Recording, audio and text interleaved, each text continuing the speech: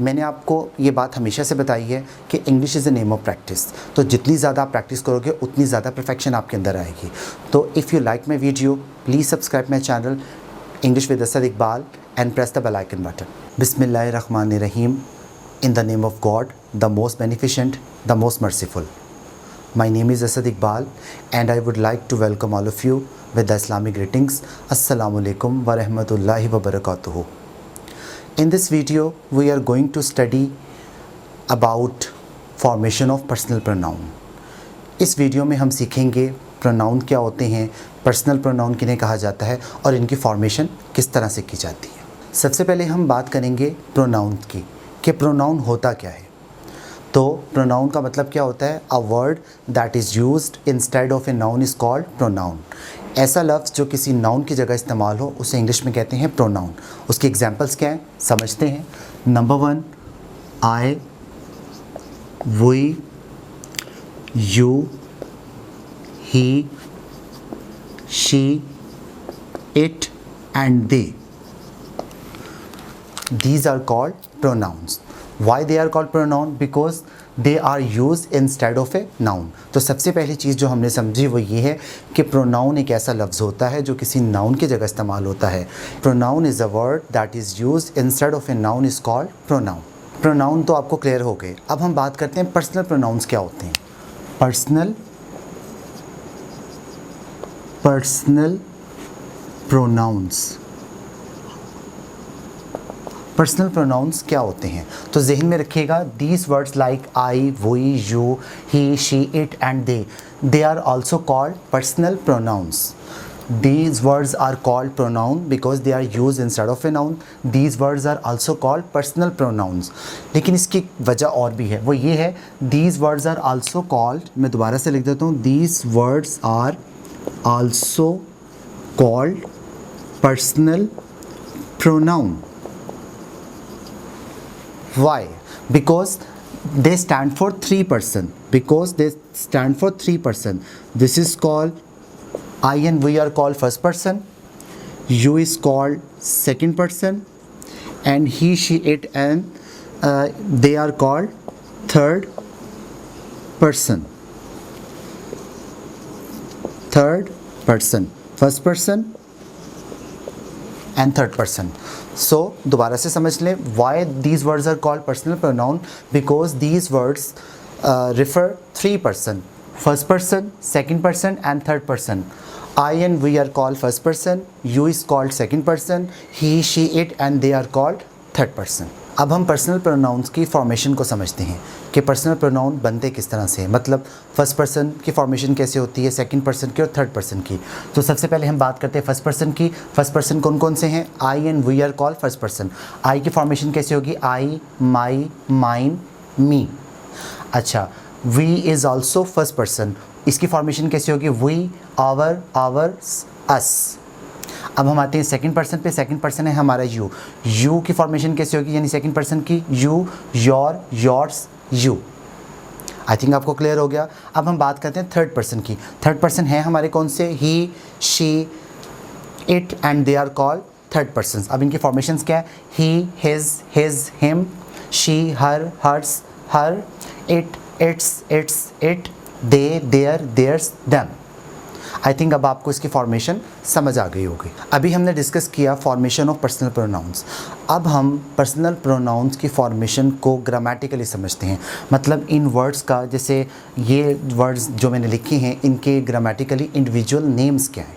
तो सबसे पहले हम बात करते हैं इस रो की। I, we, you, he, she, it and they are called subjective case. These words are also called subjective case. अब आप लोगों के ज़हन में सवाल आएगा कि sir why I, we, you, he, she, it and they are called subjective case. तो उसका जवाब ये है because these words are taken as a subject of a sentence.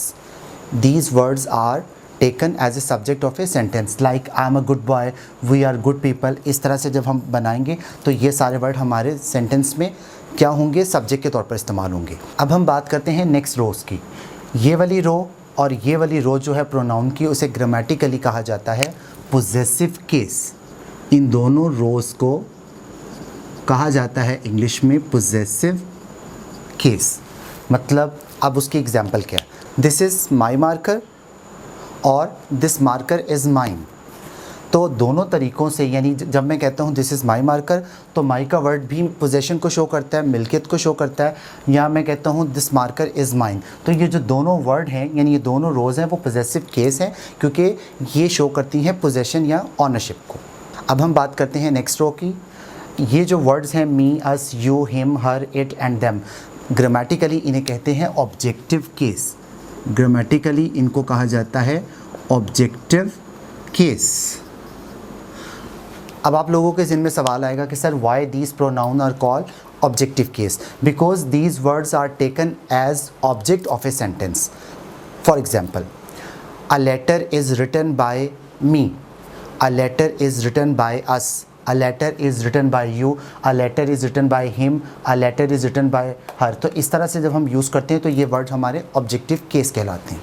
अभी तक हमने समझा कि सब्जेक्टिव केस क्या होता है, पोजेसिव केस क्या होता है और ऑब्जेक्टिव केस क्या होता है, और ये बात आपको अच्छी तरह से समझ आ गई। अब हम देखते हैं कि ग्रामर में इन वर्ड्स के लिए कोई और अल्टरनेटिव नेम्स हैं या नहीं हैं। अब हम उसे डिस्कस करते हैं। सबसे पहले सब्जेक्टिव केस। ग्रामर में subjective case is also called nominative case। subjective case is also called nominative case। अब आपके ज़हन में सवाल आएगा कि सर nominative case का मतलब क्या है। nominative case का मतलब ये होता है these words are also used to nominate your subject। ठीक है। अब हम बात करते हैं possessive case की। possessive case क्या होता है? possessive case shows possession और ownership, लेकिन ग्रामर में इसके लिए एक प्रॉपर नेम भी है, और वो क्या है? possessive case is also called genitive case. Possessive case is also called genitive case. अब आप लोगों के ज़हन में फिर एक सवाल है कि सर पोजेसिव केस तो हमें समझ आ गया कि ये इट शोज़ पोजेशन, ये जेनेटिव केस क्या है? दोनों का मतलब सेम है। पोजेसिव केस और जेनेटिव केस शोज़ पोजेशन और ऑनरशिप। अब हम बात करते हैं ऑब्जेक्टिव केस की। जो थर्ड हमारा केस था वो था ऑब्जेक्टिव केस। ठीक है। ग्रामर में ऑब्जेक्टिव केस को कहा जाता है accusative case. It is also called accusative case. अब आप कहोगे सर एक्यूजिटिव केस क्या होता है? एक्यूजिटिव केस का मतलब यही होता है कि these words are taken as a object of a sentence. हमने अभी तक सीखा possessive case is also called genitive case because possessive case shows possession और ऑनरशिप, यानी ये मिल्कियत को शो करते हैं।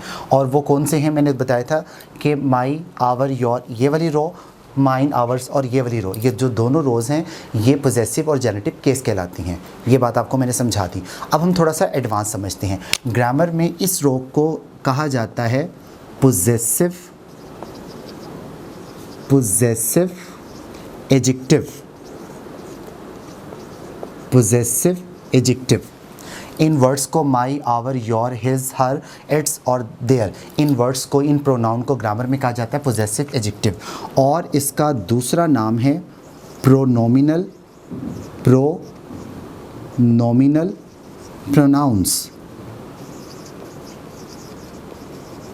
pronominal pronouns, so these words are called possessive adjectives and also called pronominal pronouns। इसी तरह से ये वाली जो रो है जिसमें mine, ours, yours, his, hers, its and theirs, ये जो प्रोनाउंस लिखे हुए हैं, these pronouns are also called possessive pronouns। These words are also called possessive pronouns।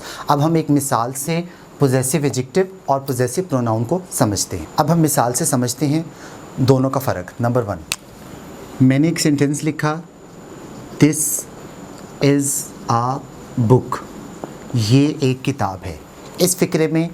और एक और सेंटेंस मैंने लिखा, दिस इज़ माई बुक, ये मेरी किताब है। आप गौर करिएगा, ये जो बुक है ये एक नाउन है। बुक क्या है? किताब, यानी एक नाउन है।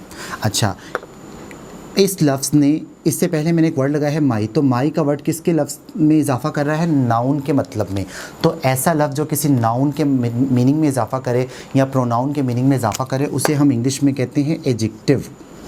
उसे इंग्लिश में हम क्या कहते हैं, एडजेक्टिव। ठीक है, तो मैं कहता हूँ दिस इज़ ए बुक, ये किताब है, इसकी सेंस डिफरेंट है। अगर मैं कहूँ दिस इज़ माई बुक, तो माई, ये जो बुक है ये नाउन है, और माई के लफ्ज़ ने नाउन के यानी बुक के मीनिंग में इजाफा किया। और क्या इजाफा किया कि ये पोजेशन बता रहा है दिस इज़ माई बुक, कि ये मेरी किताब है। तो ऐसा लफ्ज़ जो किसी नाउन या प्रोनाउन के मीनिंग में इजाफा करे उसे इंग्लिश में कहते हैं एडजेक्टिव। अब यहाँ पर हमें एक चीज़ समझनी है, ये जो वर्ड है वो बना हुआ है एक प्रोनाउन से, that is why this word is called possessive adjective. इसको हम इंग्लिश में क्या कहेंगे, possessive adjective. Possessive adjective is also called pronominal pronoun. आपको ये बात समझ आ गई होगी। हमने समझा दिस इज़ माई बुक, यानी इस लफ्ज़ ने इजाफा किया बुक के मीनिंग में। बुक हमारे नाउन है, और ऐसा लफ्ज़ जो किसी नाउन या प्रोनाउन के मीनिंग में इजाफा करे उसे इंग्लिश में कहते हैं एडजेक्टिव। अब ये जो लफ्ज़ है ये बना हुआ है एक प्रोनाउन से, आई माई के वर्ड से, तो इसका मतलब ये है, ये कहलाता है possessive adjective. And possessive adjective is also called pronominal adjective. अब हम समझते हैं पोजेसिव प्रोनाउन क्या होता है। इसी फिक्रे को, इसी सेंटेंस को मैं इस तरह से भी तो लिख सकता हूँ। मैं कहता हूँ this book is mine, this book is mine, दोनों का मतलब सेम है, ये मेरी किताब है, ये किताब मेरी है। ठीक है, दिस बुक इज़ माइन। अब ये जो माइन का वर्ड है ये है पोजेसिव प्रोनाउन। अब आप कहोगे सर इसका मतलब हमें क्लियर नहीं हुआ। ये वर्ड है पोजेसिव प्रोनाउन, माइन किसको शो कर रहा है, पोजेशन को। मतलब दिस बुक इज़ माइन, मेरी है, तो मेरी पोजेशन को शो कर रहा है, मेरी ऑनरशिप को शो कर रहा है। तो ऐसा लफ्ज़ जो ऑनरशिप को शो करे, पोजेशन को शो करे, उसे इंग्लिश में कहते हैं पोजेसिव प्रोनाउन। तो एक्चुअली ये है पोजेसिव प्रोनाउन। और इस वर्ड के बाद मुझे अपना ऑब्जेक्ट रिपीट करने की ज़रूरत नहीं है। मतलब इस फिक्रे को मैं ऐसे नहीं लिख सकता this book is mine book, मुझे लिखने की ज़रूरत नहीं है, क्योंकि मैंने अपना ऑब्जेक्ट पहले लिख दिया है और यहाँ पे मैंने बता दिया है कि ये मेरी है। दिस बुक इज़ माइन या this book is yours, this book is ours, यानी आवर्स हमारी है। तो इस तरह से ये है पोजेसिव एडजेक्टिव और ये है पोजेसिव प्रोनाउन। आई होप कि आपको मेरी ये वीडियो पसंद आई होगी, क्योंकि इस वीडियो में हमने डिस्कस किया प्रोनाउन को और फॉर्मेशन ऑफ प्रोनाउन को। और इस वीडियो से आपको फ़ायदा क्या होगा वो समझ लें। इस वीडियो से आपको जो मेरी आने वाली वीडियोस हैं डायरेक्ट इनडायरेक्ट पर, उसे समझने में आसानी होगी, और एक्टिव पैसिव पर उन्हें समझने में आसानी होगी। If you like my video, please subscribe my channel English with Asad Iqbal and press the bell icon button.